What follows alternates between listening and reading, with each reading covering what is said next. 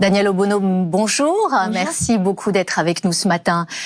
Pensez-vous qu'il y a aujourd'hui un problème de liberté d'expression dans nos universités ?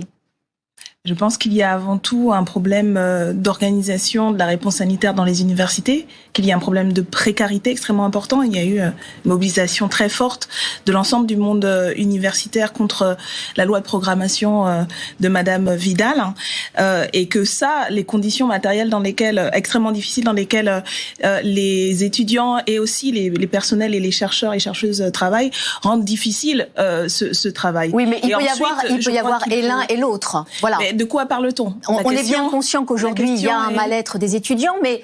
Et il y a un mal-être aussi des personnels, parce que je crois que la gabégie, l'incurie générale du gouvernement, et notamment de la ministre Vidal, face à la crise, pèse également sur les personnels, enseignants, mais aussi administratifs, qui ont dû parer au plus pressé et qui continuent de devoir travailler dans des conditions difficiles. Je voudrais vous ramener à du concret. Le concret, alors au-delà du mal-être des étudiants, qui effectivement est un vrai sujet, quand des conférences, celle de Sylviana Gazinski, celle du philosophe Alain Finkielkraut, celle de Mohamed Sifawi, ne peuvent pas se tenir ou doivent être encadrées par la police, quand des lectures, des colloques ne peuvent pas se tenir non plus, ça montre bien quand même qu'il y a un problème dans les universités sur ces sujets-là. Et de quoi parle-t-on exactement ? Alors, vous citez beaucoup d'exemples qui peuvent correspondre à des situations différentes. Il me semble que les universités sont et restent des lieux de débat, y compris de contradiction, y compris de critique. Et je crois que dans beaucoup des cas... Donc quand Sylviana Gazinski ne peut pas tenir sa conférence, qui est une philosophe reconnue, et donc ça ne vous pose pas de questions sur l'environnement, dans beaucoup des cas que vous citez, je crois qu'il s'agit surtout et essentiellement de personnes qui ont critiqué des présences, qui ont critiqué le fond des propos tenus par les personnes, et donc il faut que le débat puisse avoir lieu, et nous défendons sans problème. En l'occurrence, là, le débat, il n'a pas eu lieu, puisque ces conférences, elles ont été tout simplement annulées. Je pense qu'il faudrait savoir exactement de quoi on parle, parce que je crois que vous citez beaucoup d'exemples qui correspondent à des situations très différentes, et je ne sais pas pour quelles raisons les dites conférences ont été annulées, si elles l'ont été, parce qu'il y avait des critiques, mais je crois que l'université est le lieu de la critique et de la controverse. C'est ça la science, n'est-ce pas ? C'est ça la liberté d'expression. La liberté d'expression, c'est une liberté d'exprimer un point de vue et d'entendre la critique de ce point de vue. Et donc de ce point de vue-là, je ne crois pas qu'il y ait plus de problèmes de liberté d'expression aujourd'hui qu'il y ait pu en avoir dans les universités en particulier. Je crois qu'il y a des débats et qu'il faut que la contradiction ait lieu. Mais véritablement, en faire aujourd'hui une raison, en tout cas un prétexte, parce que c'est un prétexte aujourd'hui pour s'attaquer à des chercheurs, pour mener une véritable police de la pensée, et souvent en fait par des gens qui passent leur temps sur les plateaux à s'exprimer, et qui en fait refusent tout simplement la contradiction de quelques-uns. Et je pense que là, en fait, on est en train de renverser le débat. Aujourd'hui, ce qui est mis à mal, c'est la capacité de la recherche de se faire par manque de moyens, par une vision comptable de l'université. C'est la capacité pour les étudiants aujourd'hui d'apprendre, d'enseigner, de connaître, y compris l'ensemble des champs du savoir, parce que tous les champs du savoir ne sont pas traités de la même manière, et c'est ça qui est en cause. Ce n'est pas aujourd'hui...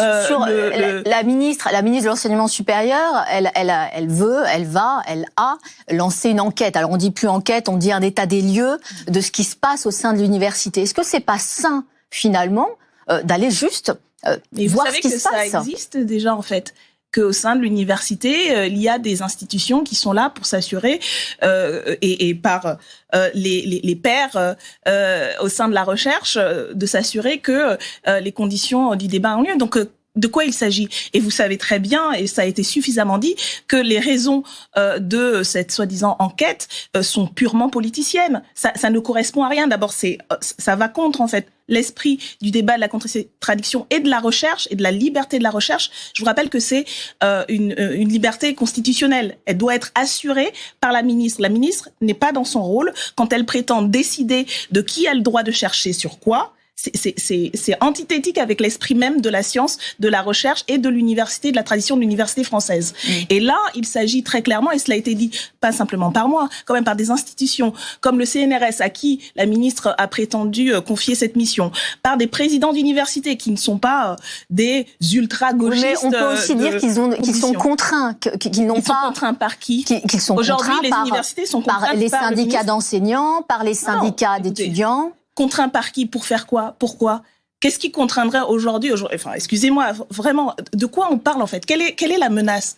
Il faudrait que la ministre l'a dit. Elle parle de l'islamo-gauchisme, ce que tout le monde conteste comme étant une réalité. C'est pour ça que je voulais pas vous emmener sur ce terme. Oui, mais donc de quoi parle-t-on exactement? De liberté d'expression, de pluralité d'opinion. Je crois que si, pour toutes celles et ceux qui s'intéressent véritablement au champ universitaire, je crois que la controverse n'a jamais arrêté, ne s'est jamais arrêtée dans les débats scientifiques et va continuer. Et heureusement, ce qui pose problème pour la liberté d'expression, encore une fois, soyons clairs, ce sont les conditions dans lesquelles, extrêmement précaires, extrêmement difficiles, dans lesquelles, aujourd'hui, les étudiants sont obligés de se débattre et les chercheurs aussi. Et je crois que toutes celles et ceux qui ont suivi, par exemple, les débats, il y a eu un grand débat sur l'université pendant des mois à l'Assemblée nationale. On vous entend sur la loi de recherche. Et donc, c'est de ça qu'on devrait parler, plutôt que de s'inventer des monstres ou je ne sais quoi, des fantasmes, encore une fois, pour un objectif purement politicien, et ça c'est extrêmement grave. Et juste je voudrais vous parler un dernier mot parce que je pense que peut-être que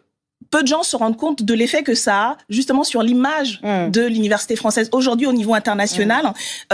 On est aujourd'hui comparé à des régimes comme la Turquie de Monsieur Erdogan et la Hongrie de Monsieur Orban, et je ne crois pas que ça permette de donner une belle image de l'université française. On vous entend. Hier, en 24 heures, 2 adolescents de 14 ans ont été tués au cours de Rix dans l'Essonne. On parle de violences, d'agressions de plus en plus violentes, d'âge de plus en plus jeune des intervenants. Qu'est-ce que ça dit, au fond, de notre société ? Je pense que ce sont des événements extrêmement graves, effectivement, qui ont eu lieu en Essonne.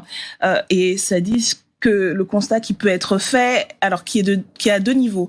En termes de chiffres, nous étions il y a quelques semaines encore à l'Assemblée nationale sur un projet de loi de réforme de la protection judiciaire de la jeunesse, et où, malgré tout ce qu'on peut entendre, ce n'est pas vrai qu'il y a des enfants de plus en plus violents, une délinquance qui serait en expansion. Elle prend des formes différentes. L'âge médian moyen est de plus en plus jeune, il est à peu près 17 ans, et puis il y a de plus en plus d'utilisation d'armes blanches. Ah oui. Les modalités sont nouvelles, mais qui s'inscrivent dans la société telle qu'elle existe aujourd'hui, et l'accès que peuvent avoir certains jeunes. Mais il n'y a pas un ensauvagement de la jeunesse, ça ce n'est pas vrai. Ça, ce sont les chiffres même du ministère de la Justice. Et donc, ce que ça dit, c'est qu'il y a besoin de beaucoup plus de prévention aujourd'hui pour la jeunesse, parce que quand on en arrive à des morts, et ça a été le cas dans l'Essonne, ça a été le cas aussi dans le 19e arrondissement, où il y a des rixes entre jeunes, et je suis bien placée pour le savoir étant députée de cette circonscription, et le constat est fait d'une déshérence, d'un manque de prévention, d'un manque de travail social, de moyens pour le travail social.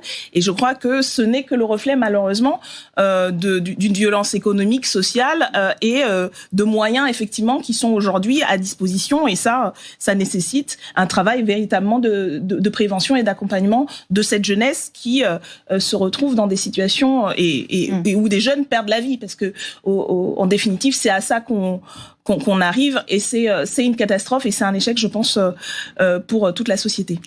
Merci beaucoup, Danielle Obono, d'avoir été avec nous ce matin.